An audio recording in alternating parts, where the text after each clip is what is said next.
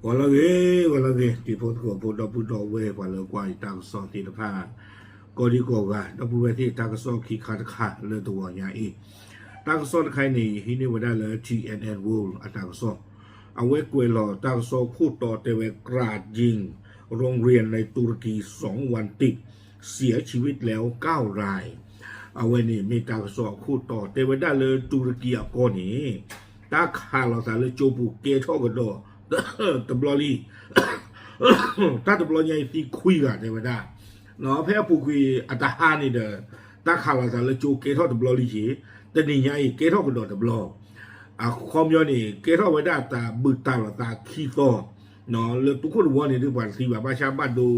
ตะชิเบลตะวัวใหญ่ตัวตะเปียวคุยกันเนาะเอาไว้นี่ไม่ได้ตาสอคู่ต่อนี่หรอตาก็สอกวนเราไว้ได้เพตะชีคือลุยคิงโตคิคือเพว่าเขาคุยนารี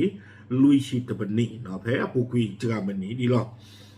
ไม่มันดูเกทอตาเลยดูเจตบ้าป่ะเนาะตัวที่ก่อนนี่เด้อปกติที่มาไม่มาตาที่ต่อเด้อปากีสถานไม่มาตาที่ต่อเด้ออัฟกานิสถานนี่เด้อปกติที่มาเลือกว่า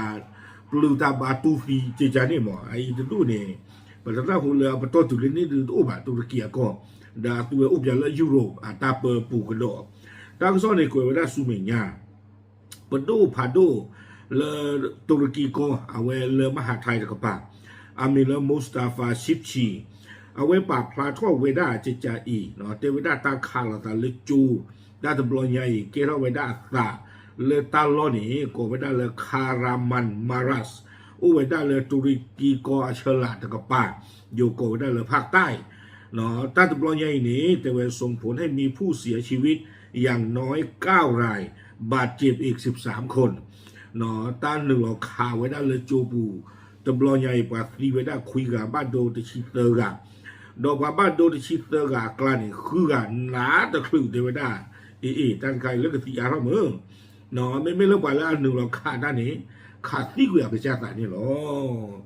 เลยยานวัวนักเก็บหนึ่งเราขาดด้านนี้ขาดที่ก็จ้าตาอยู่หรอตัววัวใหญ่ขาดที่เราดอกจ้าตาไม่บ้ามแต่แรงบ้าตาตีจะตีอะไรกันเนาะบ้าตาตีเนี่ยปลาหลังคุณตะกี้ถูกแล้ววิ่งเลยไม่เลยขาดที่กว่ากันบ้ามแต่ที่แรกตั้งซ้อนนี้กูไม่ได้สู้เหม่งยาเทวดาสื่อท้องถิ่นของตุรกีรายงานว่าคนร้าย ซึ่งเป็นเด็กนักเรียนชาย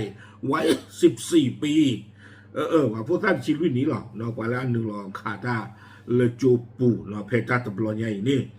บุกเข้าไปในโรงเรียน2 ห้อง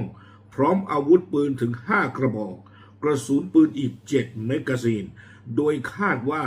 อาวุธที่ใช้อาจจะเป็นของบิดาซึ่งเป็นอดีตตำรวจเนาะตั้งซ่อนในกวยพาวได้เลยพูตาเทสชิลุยนี่หรอพวกว่าเล่นหนึ่งเราไว้ได้เลยโจตาโตโลคลาสคีโตเนาะเล่นโจไว้ได้กลูนี่เยคู่เดี๋ยวไว้ได้วิบลอนในแมกกาซีนนี่นุยเบ้ล่ะไม่หนึ่งเรียนดูมันตาดูเล่วิบลอนใน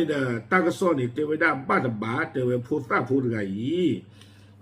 ก็ฮีเนไว้ได้ปากลูเนาะบ้านดูคนอะไรเดี๋ยวไว้ได้ปานี่เกเปอร์ก็ลอลี่นี่หรอ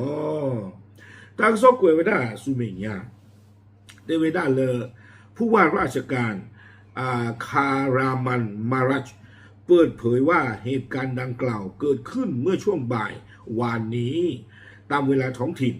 นักเรียนชายบุกเข้าไปในห้องเรียนเพื่อก่อเหตุจนทำให้มีผู้บาดเจ็บและเสียชีวิต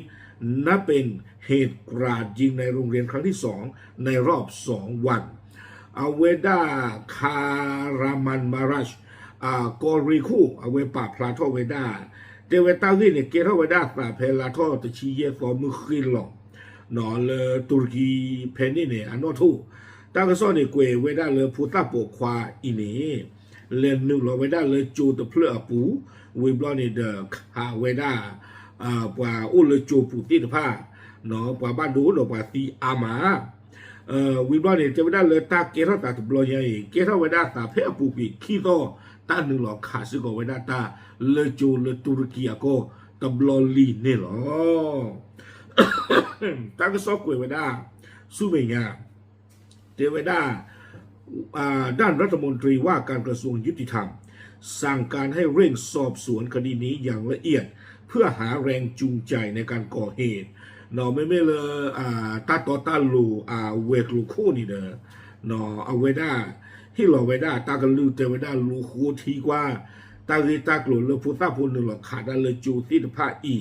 ไม่หลอที่หลอเฉตเจหากคือแบบว่ามันนึกจุยเนี่ยกูจุยเนี่ยตาลวยเนี่ยกวยเนี่ยอ่อนเลือกกับบ้านเลยหนึ่งหรอกขาดเลยโจบุจิใจเลยโดยปกติแล้วในตุรกีเกิดเหตุลักษณะนี้น้อยมากแต่ไว้ได้เลยตุรกีก็นี่ตั้มมาตาดีว่าเลนหรอกขาดเลยโจบุเนี่ยเกล้าตาจิกาดอกโกลูมานี่หรอตั้งซ้อนในกวยไว้ได้สุเมียเจไว้ได้เลยโดยทั่วไปแล้วกฎหมายเกี่ยวกับอาวุธปืนในตุรกีนั้นเข้มงวดจะอนุญาตเฉพาะบุคคลที่มีอายุ21 ปีและมีใบอนุญาตเท่านั้นที่จะครอบครองอาวุธปืนได้เจไว้ได้เลยตุรกีก็นี่บ้าขาดกลูโดว่าตาเบลอตาเนลเนี่ยคือโคตรโลกละหรอเนาะคือโคตรโลกละหรอเจไว้ได้ก็ที่ไว้ได้กว่าและอัสานนี่ทบะคีชิตนี่มาเนาะโจกลูนี่เขาเนี่ยนึกว่าคือเราบอกจะไม่เลยโกนนกกระเด็นในโจนนี่บ้านึกว่าเลยคือคุยแต่ลือปตอยาลุ้นเนี่ยเอาไว้ได้กับโจบ้านเนี่ยอัสานนี่ก็บ้านเป็นคีชิตนี่เราพอคู่โคตรตอนนั้นปลาพาวเนี่ยได้จะชิลุยนี่เด้อเปิร์กลูนี่บ้าไม่ใช่เนี่ยแต่บ้านหล่อต่อดอตุรกีอัตตาสุตาฟบ้าเนาะโคตรตอนนี้เกล้าตาเลยหล่อโชโมโชมาดูมาดอกพุทธพจน์ชีลุยนี่เนี่ยเลยมาลูกขักลูเพลเล่ไม่ลามากับก็เลยปกติที่มาเลยเป็นหน้าเปิดสีหมองสุเวทีก็เนี่ยเดินมาจากลูว่าตีนผ้าตบลีนจีพูตบลีนนักกิจเนาะแต่นี่ไม่จะทอบบาตัวย้อนจีบาบ้านฉันนักกิจตอนนี้เดินยิ่งชั่วโมงดาไม่คือกลัวกันย้อนจีบว่าไม่เลยตุรกีก่อนไม่ดีกันน่าจะตีนะไม่ก่อนไม่เลยผาขึ้นเนี่ยเจ้าบ้าไม่มันนึกเกล้าตาเลยตั้งซ้อนในกวยได้สุมิญญาเจไว้ได้เลยเหตุรุนแรงครั้งนี้เกิดขึ้นเพียง1 วันหลังเกิดเหตุกราดยิงที่โรงเรียนอีกแห่งในจังหวัดชันลูอูฟาเจไว้ได้เลยตั้งรีไว้เนี่ยเกล้าตาหนอเพอปูกีอัตหาตันนี้หรอเจไว้ได้เลยเพอัตหาตันนี้เนี่ยตั้งหนึ่งหรอขาดสิกไว้ได้กลูเลโจปูเลกอรีเนี่ยก็ไว้ได้เลยชันลูอูฟาไว้ได้เลยทางตะวันออกเฉียงใต้ของตุรกีมือท่อกะลิที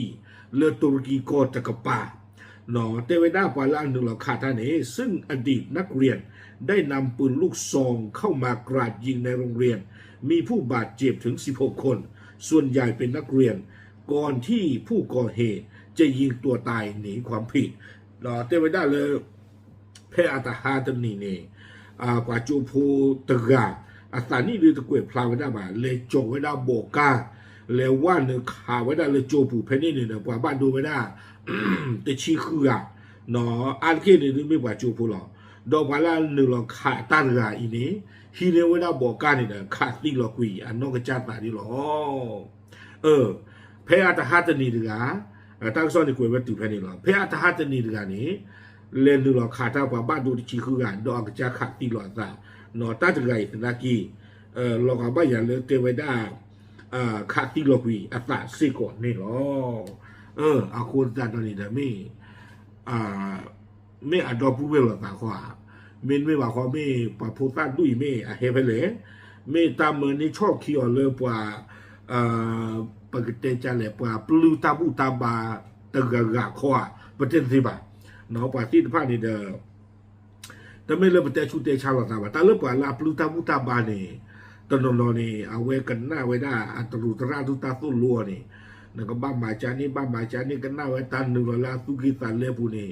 เรื่องปาที่ผ้านี่จะต้องเตะบาหุ่นรอบถวยหรอกเนาะมาทอดตะเกียบหัวใจหรอกอาคูแต่ตอนนี้เด้อตาตุมิกิตลาวีเอาไว้นเมตาเซมิอาตเลเดออาตลุญญาจิบานาเนาะเกล้าเกตากอตาเคดีอีตีคูแต่ตอนนี้เด้อมาหรือว่า